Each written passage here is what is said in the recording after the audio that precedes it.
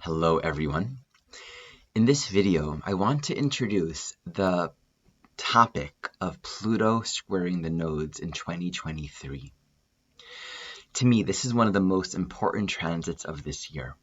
So what I'll do in this video is introduce the meaning of what does it mean when Pluto squares the nodes, speak to this particular configuration, and look a little bit at the timing of this square. So currently we have Pluto at the end of Capricorn. Pluto's been in Capricorn since 2008 and will come back into Capricorn basically until 2024. The nodes of the moon are moving backwards in the Scorpio-Taurus axis. So this square will perfect around June or July when Pluto moves back into Capricorn and the nodes have moved into Aries and Libra. So basically this square is happening around the cusp of the fixed and cardinal signs. And the tightness of the orb will be happening at early fixed and late cardinal. Right now, they're about 8 degrees from an exact square. So in my view, the energy is really building. We can feel it approaching, and a slightly astrological heady node. I mean, anything involving the nodes is evolutionary, right? And the recent full moon was squaring the nodes as well. So when we have the full moon cycle, the lunar cycle on the nodes, that's when we have eclipses. When we have the lunar cycle squaring the nodes, that's the midpoint between eclipses. So we just kind of got to the midpoint between the last eclipse season and the next eclipse season. And at the same time, Pluto is tightening its square. So I do feel that this full moon is an important transition point. Let's speak a little bit to that as well. I'm going to start this video by introducing first, bottom line, fundamental, what's Pluto about and what does it mean for Pluto to square the nodes. Pluto symbolizes what we can call evolutionary necessity or evolutionary imperative, that at the core of this life, at the fundamental essence, the DNA of this life is evolutionary intention. Underneath all of the human experiences that we have is the why for the human experiences. And Pluto speaks to that this life, we can say, is designed for our own awakening, for our ongoing evolution. When we evolve, it's kind of like the caterpillar, chrysalis, butterfly situation. What happens on the other end is an emergence into a dimension of being, an awakening of self that we hadn't known prior. And you can't predict it or understand it beyond some sort of intellectual conception of it until you're there. The world you live in, the rules that you live by, the entire paradigm of existence is completely different. The caterpillar lives by different rules than the butterfly. So evolution is a completely permeating process, and the entire world that we know breaks down as we awaken to a greater dimension of our eternal soul essence.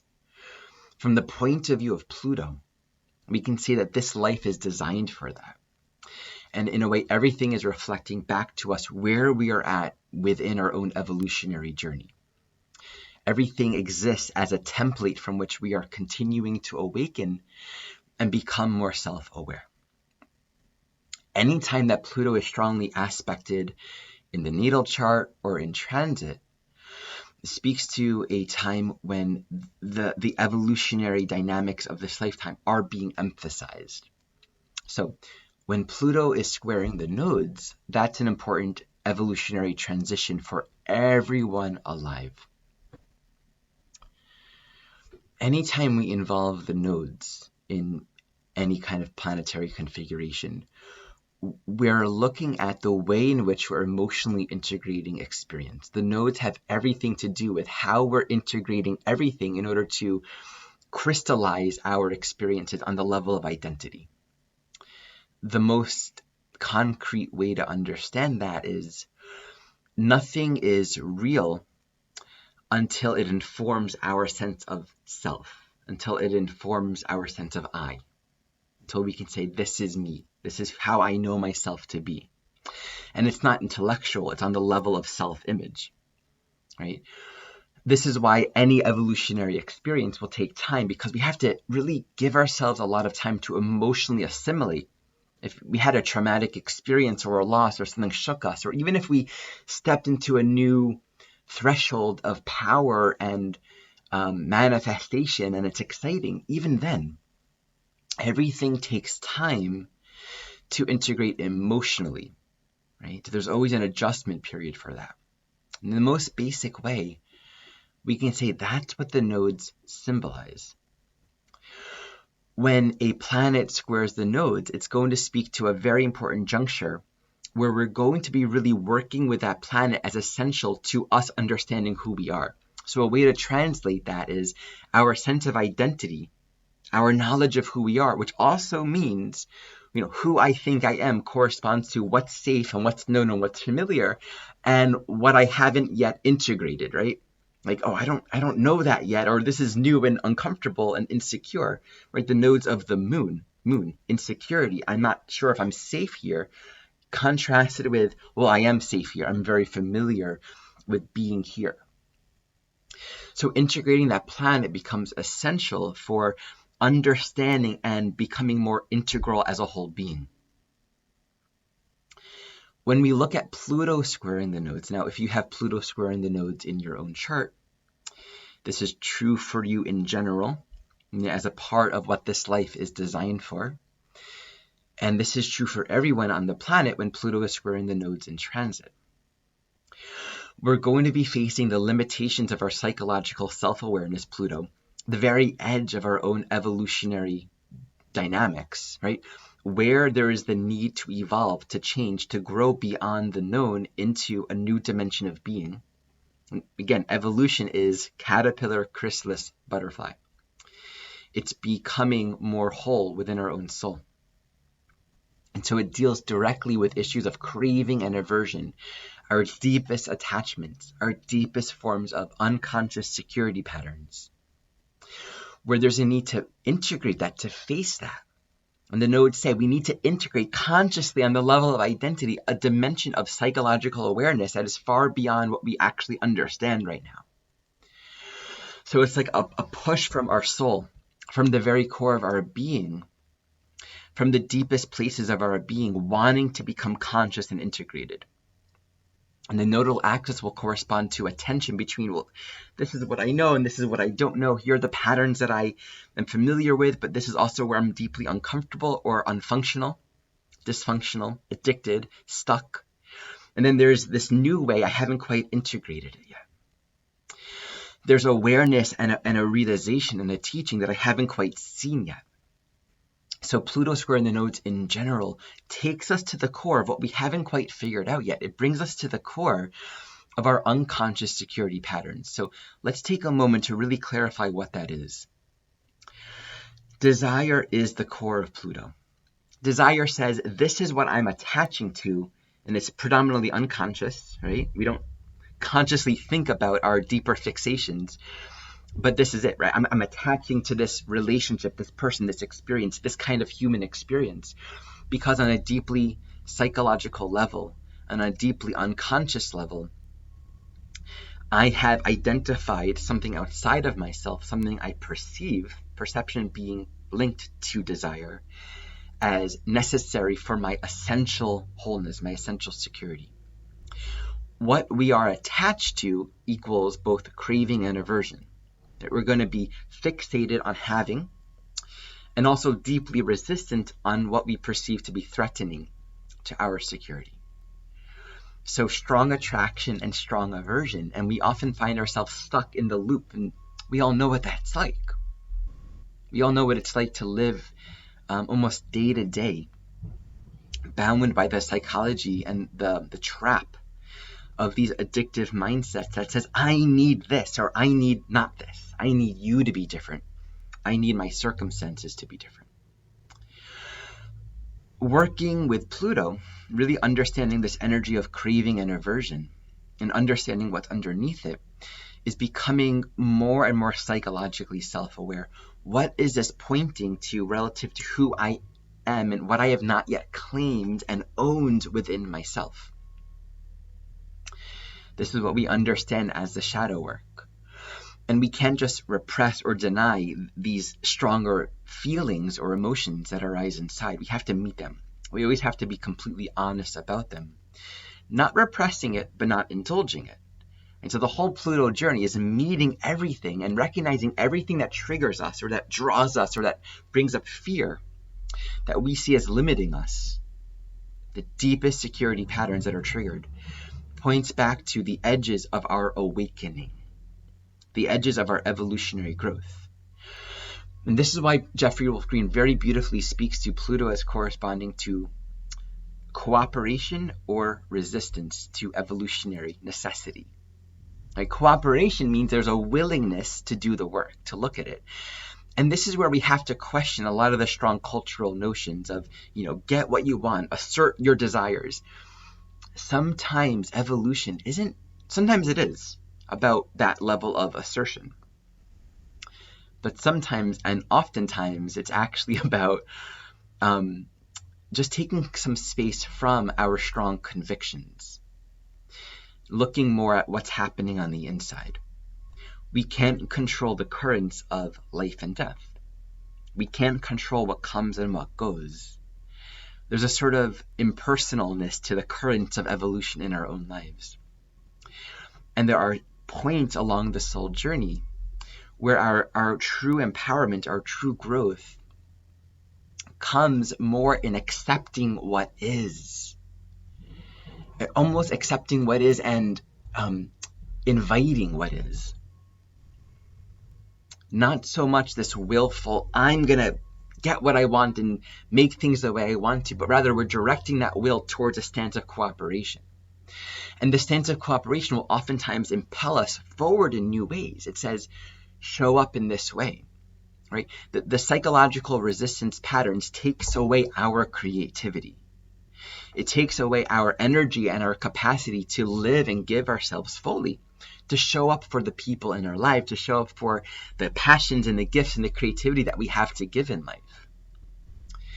But this availability to live fully and to give from a deeper place of power within ourselves often comes at the juncture of being pressured by life experiences where things are not the way we want them to be, of times when we're not getting what we want, or we're faced with challenges or situations that are very, very, very uncomfortable, and we can't quite try hard enough to make it change. So the stance of cooperation is oftentimes just taking everything as an invitation to wake us up, right? To wake us up and then to push us forward into a new realm of experience, a new dimension of conviction and certainty in our own choice and desire to live fully here now. And what this is really rooted in is in sort of an appreciation. We only have this moment. We only have now. We at some point are impelled to make the choice to just do what we can now, live fully now, as if we're not going to live again tomorrow, as if everything could end, because it does eventually. We can't take all of this with us. We can't hold on to it. And we can't be in fear. There's this beautiful teaching from Home Alone 2, that movie, where Kevin, the little boy, was talking to this older lady who closed her heart because she was hurt so much. So she didn't want to open up to love again. And, she said something like, I'll never trust anyone again. I'll never open my heart. And he said, I had rollerblades once, and I was so afraid to wear them because I loved them so much. I didn't want to get them dirty. And then she asked, well, what happened? And he said, well, I outgrew them, and I never got to wear them. And she said, how does that apply? And he said something really wise, like, and this is a paraphrasing, if you don't use your heart, you'll forget how to use it. Something really cute and beautiful like that. If we're so afraid of loss in any area of our life, if we're so afraid of hurt, we're not going to step forward. We're not going to follow our passions and our dreams, If we're so afraid of what's going to happen to us, if we're so jaded from the past, or if we're so fixated on our own if we're so fixated on our own hurts, right, in what was taken from us, that we won't really realize the immense richness that we have inside. So cooperation and resistance really just speaks to aligning with the necessity of this human journey to evolve, to move on. And sometimes that means we have to enter a chrysalis phase where we don't really know what's on the other end, but then there's a courage period where we have to push forward and give ourselves more, open to a greater dimension of life, a greater dimension of potential, of possibility. We always ultimately need to find a quality of power that was always inside, that's not seemingly being given us from the outside. I have a song, it's fill me up so I may give so I may live, in certainty and confidence in what I be. For giving is the way to find what I've got, I'm rich inside. So let it go that you may see all the wealth that lives in thee. The more we hold on to, the less we have. There's that teaching that I've been thinking so much about in the Gospel of Thomas. If you bring forward what is inside of you, what is within you will save you. If you do not bring forward what is inside of you, what is within you will destroy you. And this refers to our own gifts, our power, our creativity. Live now, give it now. There's something that really, and I find this to be so when people lose loved ones or after, traumatic experiences, sometimes a hidden gift in these kinds of experiences are a greater willingness and courage and capacity to live now, to hold on to less. It's like holding on to less resentment, holding on to less grudges, a greater capacity to move on, a greater capacity to just do what's most important, to give ourselves in the most essential ways, to follow our deeper passions and dreams. But this is also true for our darkness. If we keep our darkness back, if we hide ourselves from it, if we repress it and try to push it down, it will destroy us from the inside. It needs to be met. It needs to be seen. It needs to be acknowledged. Nothing on the inside that we don't meet can possibly save us if we're pushing it away and suppressing it, both the light and the dark. So this is an essential introduction to Pluto squaring the nodes. When we look at Pluto squaring the nodes, these dynamics are going to be essential, and on the level of self-awareness, which are the nodes, conscious identity are the nodes, we're being asked at this time to live a human life that accounts for and integrates for a deeper dimension of psychological awareness and power. In the next videos, as I speak more to this square, I'm going to be really dropping into what it means for Pluto to be squaring this axis. But I'll say briefly right now, we're dealing with Pluto entering Aquarius, a whole new dimension, a whole new cycle beginning, a lot of liberation and awakening happening with that transit.